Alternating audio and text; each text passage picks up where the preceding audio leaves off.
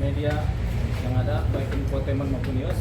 Jadi pada hari ini Rabu jam 2 siang ini saya akan melakukan press conference terkait seseorang yang bernama Kamal Tarasan Mirsandani alias Sanjay selaku pribadi. Ya, dulunya beliau adalah direktur PT Kam & Kam, di mana ini perusahaan yang bergerak di bidang jasa periklanan, jasa slot iklan via internet. Nah, Kamal Tarasan Mirsandani ini biasa dipanggil sebagai Sanjay karena persoalan mengenai perusahaannya ini kemudian ramai diperbincangkan, yaitu mengenai dana-dana UMKM yang kemudian masuk ke perusahaannya melalui aplikasi, kemudian diributkan bahkan sampai demo-demo. Makanya ini kita melakukan press conference ya. Yang pertama mengenai Kamal Tarasan Mirsandani alias Sanjay ini sudah memberikan kuasa kepada saya atau kantor pengacara Yuli Payumara & Associates pada tanggal Jakarta 31 Januari 2025, di mana surat kuasa ini adalah sifatnya adalah surat kuasa subjek hukum pribadi. Jadi Sanjay sebagai pribadi itu memberikan kuasa kepada kantor pengacara Yuli Payumara & Associates. Ya, jadi saya bukanlah pengacara perusahaan Kam & Kam, tapi saya adalah pengacara pribadi yang sifatnya Sanjay pribadi maupun keluarganya.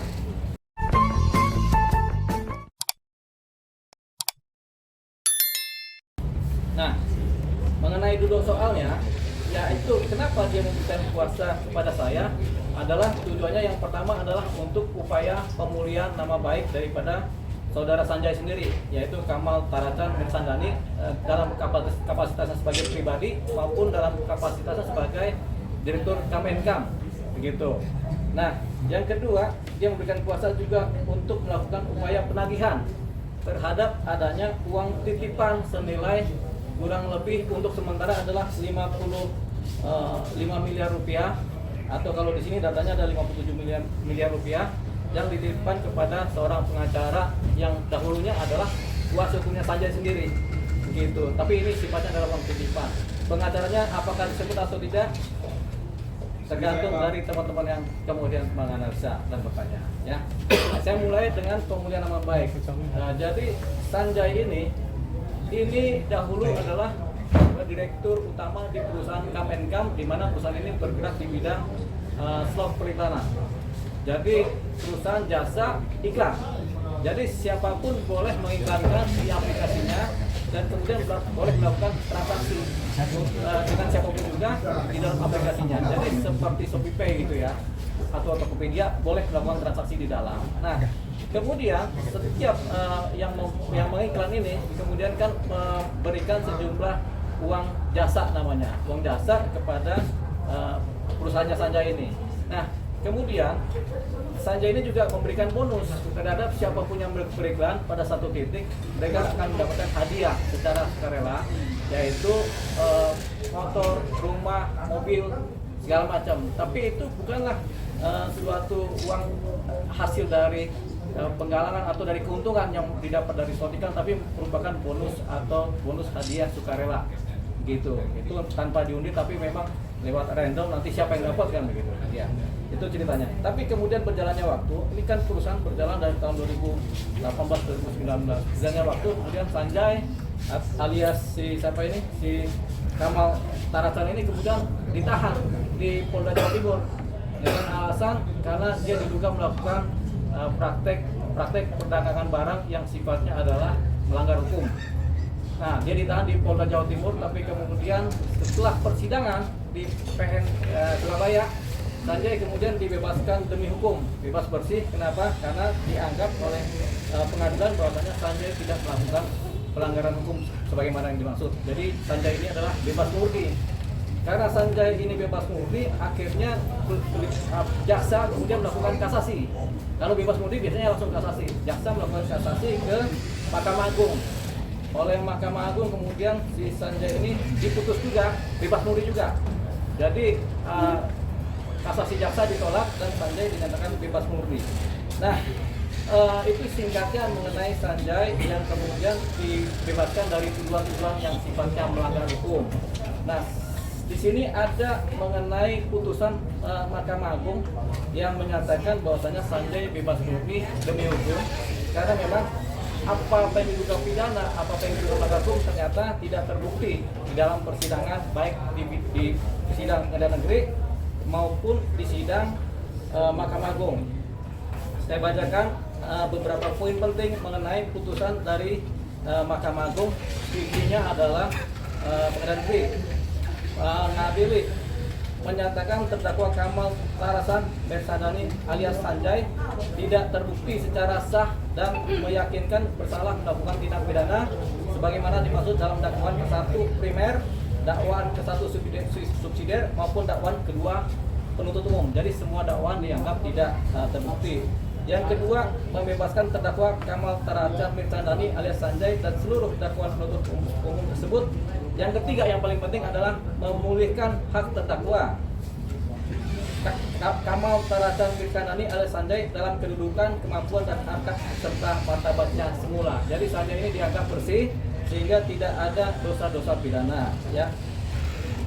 Yang keempat, memerintahkan agar terdakwa Kamal Tarasan Bersadani alias Sanjay segera dikeluarkan dari tahanan pada rumah tahanan di pusat kota besar Polrestabes Surabaya sesaat setelah putusan ini diucapkan. Jadi ketika putusan pengadilan negeri di Surabaya diucapkan, Sanjay kemudian diputuskan kemudian harus dilepaskan, dibebaskan. Nah, ini putusan, petikan putusannya adalah di pengadilan negeri putusan nomor 836 garing Pitsus garing 2020 garing PN Surabaya. Dikuatkan dengan putusan dari Mahkamah Agung, yaitu putusan nomor 433 garing Pitsus garing 2021 Mahkamah Agung, di mana juga meminta supaya saudara Sanjay dilepaskan atau dibebaskan dari hukuman karena dia memang tidak bersalah. Jadi Sanjay ini clear and clean sekarang ini adalah orang bebas yang tidak bersalah karena ancaman-ancaman hukuman dan tuntutan itu dianggap tidak benar sehingga dia bebas demi hukum, ya.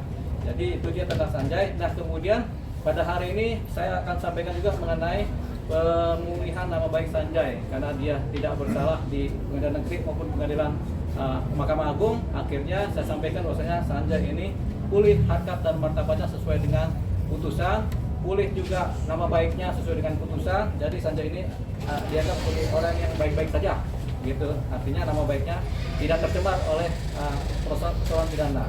Itu dia satu, ya. Berikutnya yang kedua mengenai persoalan gugatan UMKM terhadap perusahaan PT Kemenkam. Ketika Sanjay ditahan, tentunya para UMKM ini kan panik, akhirnya mereka melakukan gugatan PKPU. Gugatan PKPU ini merupakan gugatan penundaan hutang. Ya, di PKPU ini di Pengadilan Niaga ada gugatan mengenai PKPU. Di sini ada beberapa gugatan. Kita ambil contoh yaitu gugatan dari ini di Pengadilan Niaga, ya, gugatan PKPU dari beberapa personil, ya, beberapa anggota UMKM. Ada sekitar 10 gugatan dari beberapa anggota UMKM yang menyatakan bahwasanya adanya PKPU terhadap perusahaan Kemenkam.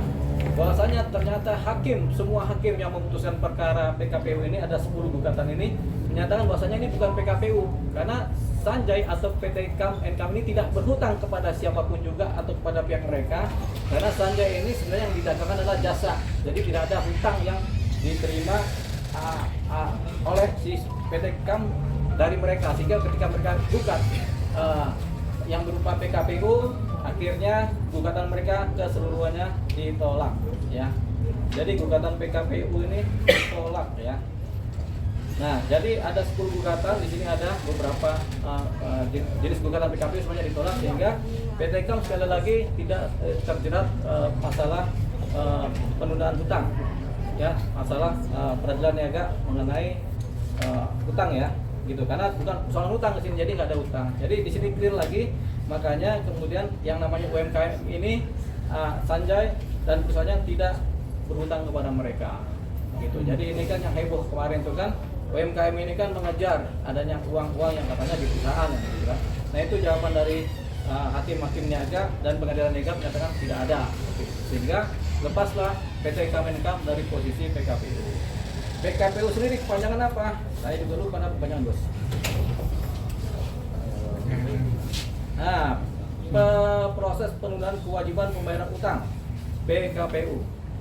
Nah, penundaan kewajiban pembayaran utang KPU ya.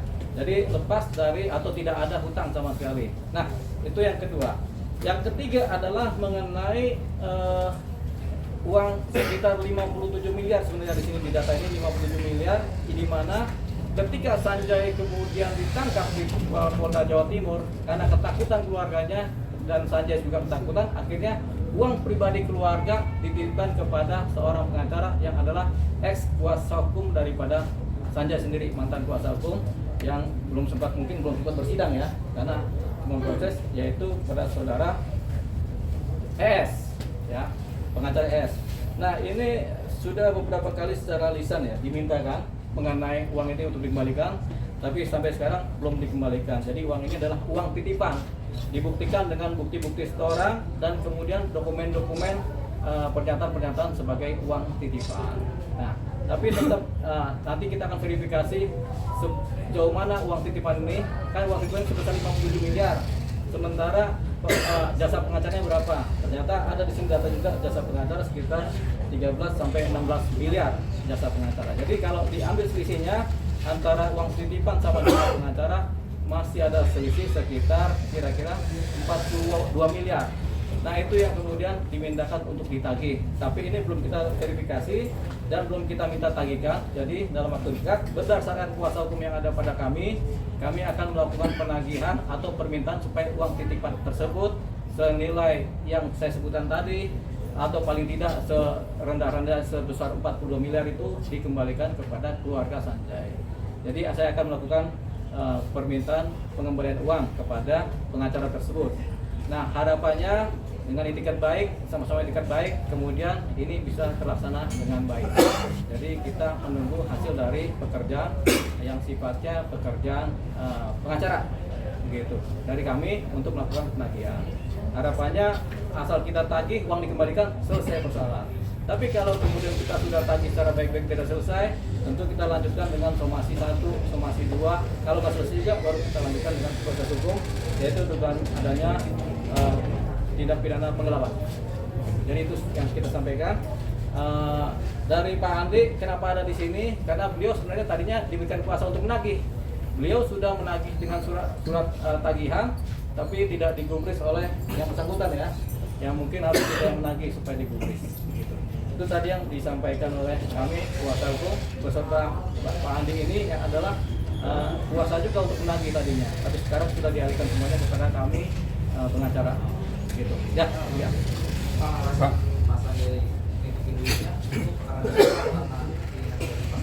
Iya, karena ketakutan kan keadaan-keadaan situasional psikologis sehingga dia takut, keluarganya juga takut karena kan ini ada proses hukum kan dari Polda Jawa Timur, akhirnya mereka uang pribadi, uang keluarga ini dititipkanlah kepada pihak pengacara terdahulu.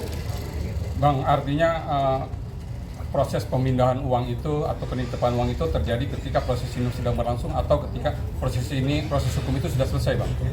Pemindahan uang itu terjadi pada saat proses hukum sedang berlangsung. Pada saat dia ditahan di Polda Jawa Timur, terjadilah karena ketakutan. Kita nggak tahu siapa yang mulai menakuti, apakah kepolisian Jawa Timur, apakah ketakutan pribadi dari Sanjay, apakah pengacaranya nakutin, sehingga akhirnya uangnya dititipkan kepada pengacara. Pengakuan klien Abang sendiri?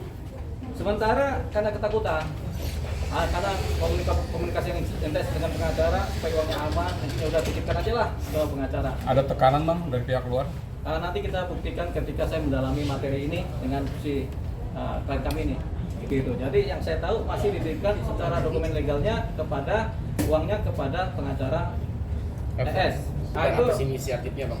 Itu belum saya dalami. Tapi kemungkinan itu ada, makanya ada 3 kemungkinan. Kemungkinan pertama karena ditakut-takutin, karena ketakutan, dan kemudian karena takutin juga. Jadi karena situasional ya, ketakutan sama penahanan, ditakut-takutin kemungkinan sama pengacara, kemudian ditakut-takutin sama mungkin penegak hukum lain, sehingga kemudian akhirnya beralih sama Mas Sanjay pas minta uangnya pihak seperti apa Bang? Sebenarnya sudah dimintakan secara menulis surat lewat kan Pak Sanjay ini pernah memberikan kuasa kepada Bapak Andi ini sebagai juru tagih namanya. Uang pribadi ini ditagihkan oleh Pak Andi. Pak Andi sudah menagihkan, persoalannya ketika Pak Andi menagihkan, datanglah surat yang kemudian surat kecaman-kecaman dari pengacara yang lain lagi. Begitu. Tapi itu kewenangan Pak Andi ceritalah karena kan dia mengalami ya. Nanti silakan dijawab Pak Andi. Kalau mau bicara jujur silakan aja nggak apa-apa. Iya. Jadi memang terus terang kami sebagai member UMKM Mimals waktu itu panik pada saat bisnis yang mana kami beriklan di aplikasi Mimals waktu itu tiba-tiba digrebek oleh oknum Polda Jatim. Ya jauh-jauh dari Jawa Timur nih, perusahaan berada di Jakarta. Nah, berjalannya waktu tentu kami memperhitungkan nilai-nilai top up ya yang sudah terlanjur masuk ke dalam perusahaan. Namun kemudian di aplikasi nggak ada lagi iklan yang kami beli tadi, slot iklan ya, sebagaimana jual beli slot iklan. Iklan kami nggak tayang lagi, iklan para teman-teman UMKM. Dan saya terus terang waktu itu selaku ketua daripada organisasi yang kita bentuk di UMKM ini. Makanya dalam hal ini saya punya tanggung jawab moral, dan pada akhirnya setelah perusahaan menang, saya memimpin teman-teman yang aksi. Kalau teman-teman yang PKPU itu saya nggak sejauh itu, karena saya melihat bahwa ini ada yang tersolimi nih, ada yang nggak beres ini, yang tiba-tiba perusahaan digrebek dadakan gitu. Nggak ada member yang keberatan, nggak ada member yang laporan, dan terbukti bebas. Ya, ada apa gitu ya? Artinya kami meminta kebijakan dari perusahaan dalam hal ini Pak Sanjay selaku owner. Itulah bentuknya kami diskusi secara baik-baik, lalu kemudian terjadilah demo berulang kali, dan ada beberapa kelompok saya bawa langsung, saya pimpin langsung untuk demo ke perusahaan kantor, kemudian kantornya tutup, yang lain sudah dibayar kelompok tersebut, kemudian kelompok berikutnya kita cari lagi alamat rumahnya, dan akhirnya kami demo lagi di rumahnya, dan kemudian Pak Sanjay dan istrinya di sini menyatakan bahwa untuk kali ini kami sudah nggak bisa membayarkan ya kelompok yang dibawa Pak Andi lagi. Karena kenapa? Dana yang kami tunggu sebagai dana yang kami titipkan kepada yang bersangkutan lawyernya pada di awal, ya. Lalu kemudian dana titipan tersebut belum dibalikin. Waktu itu saya dan teman-teman merasa nggak percaya gitu kan.